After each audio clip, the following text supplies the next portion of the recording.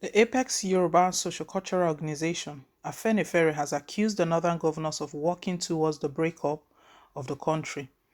AFENIFERE spokesman Jare Ajayi made this known on Monday while reacting to the governor's rejection of the zoning of 2023 presidency to the south.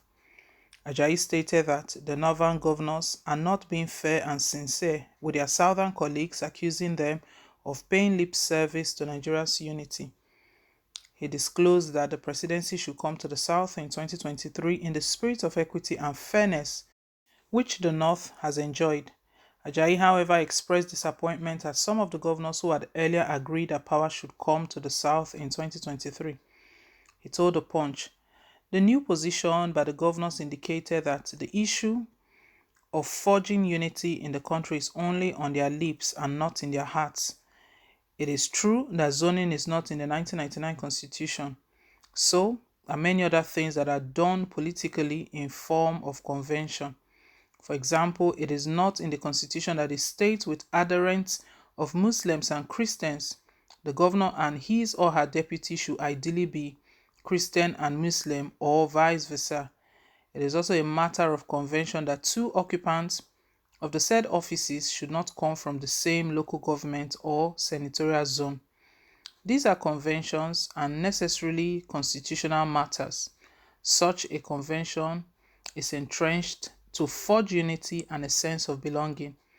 Thus, why we, as AFENIFERE, concede that a presidential material can come from any part of the country, equity, fairness, and justice demand that the next occupant of the exalted office must come from the South, since the North would have occupied that office for unbroken 8 years by 2023.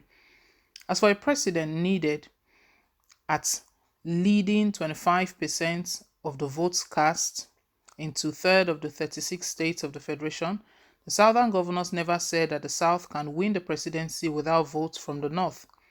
They are simply saying that their Northern brethren should see the need to let the presidential power shift to the South in 2023. It's clear that whatever the North they are preaching, unity, let's remain one, let's remain united, all of those are lip services. That is what AFENIFERE is stating right now. AFENIFERE is sending this message to northern governors that you are working towards the breakup of the country.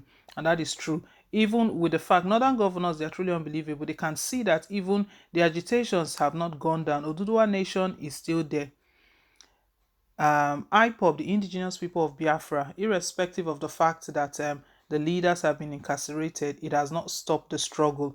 The struggle is still on. They are still pushing forward and they are still even demanding a breakup. And now these northerners are making it even worse. Because one of the things that could end this agitation is if things are done properly and let power move from the north. And not just the north. After power moves from the north, then we need to see that appointments and positions, they are done fairly. Not that all powerful positions, all top appointments, all federal agencies, they are all headed by northerners. Why? That is not justice. There's nothing close to justice and there's nothing close to fairness there. Afenifere State telling northern governors that all you are doing, you're just even making it, you are putting more fire, you're making it work, you're making the breakup of the country to work, and you come out to say, oh, one Nigeria, that all of those, they are all lip service. But we know that that's how politicians are. Politicians, they say one thing, but in their heart, what they mean is something else. Afenifere stated to them straight that it's just in your lips that you're talking about unity, but in your heart, you truly want this country to break and let everybody go their separate way, and it's not the right way to go. Buhari, by 2023, he would have completed his 8 years without any interruption. So what stops presidency from going to another part of the country? What must still always be the north? And these are the same people who claim that they have more advantage, they have more population, all sorts. They've used all sorts of gimmick, all sort of strategy to ensure that this comes to them. The first time southern governors are met, after meeting, their resolution was that the 2023 presidency to the south. They've not microzoned it anyway to know whether if it was southwest, southeast, or south-south. But what political analysts are stating that is there's a possibility that probably this is the time for the southeast because southwest has had their share in Olusegun Obasanjo. South South, former President Goodluck Jonathan. But what Nigerians need at this time is truly competent persons. The country is in a bad shape, and it's going to be a lot of work for whoever takes over to pull the country out of the terrible situation where we find ourselves. Insecurity is still nothing that we can rest to say it's no more a concern, despite the fact that President Muhammad Buhari went to the UN to tell us sort of lies that he's won the battle against insecurity, that Boko Haram, they are now surrendering, their targets are now, they now focus on their prey. They don't look for high profile people to attack, but that is a lie, very big lie. We know that that is not the situation. The country is still in a very, very bad shape. Well, northern governors and emirs, they met yesterday, and in their meeting, they are insisting that it's not possible. But what is their basis for even insisting?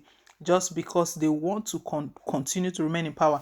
And guess what? Even if they are allowed power 2023, at the end of that tenure, they will still give reasons why it should still remain with them.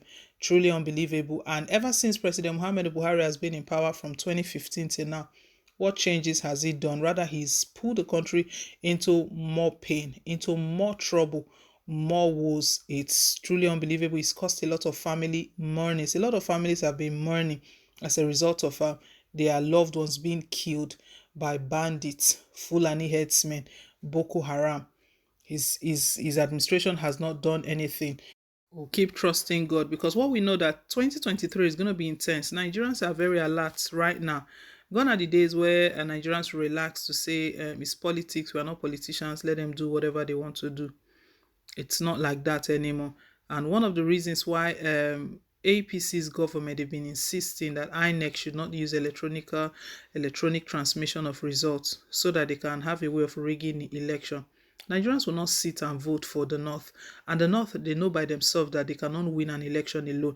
That was what AFENIFERE is even stating here, that we are not stating that we'll win the election by ourselves, but we need support from the other parts. So it's the same thing, vice versa. If the North wants to decide that it must come to them and the election goes on, if it's truly free and fair election, they cannot win the election on their own. Their population is not enough to win the election, because other parts, if other part doesn't vote for them, how are they intending? If not by rigging and all of these other means, all of these, they are scheming, fighting that INEC should not use electronic transmission of results. Well, we'll see how all of this goes. Let's hear your own take. Thank you once again for staying tuned. Please don't forget to like, share, and to subscribe. Till I come your way again on more updates. Bye.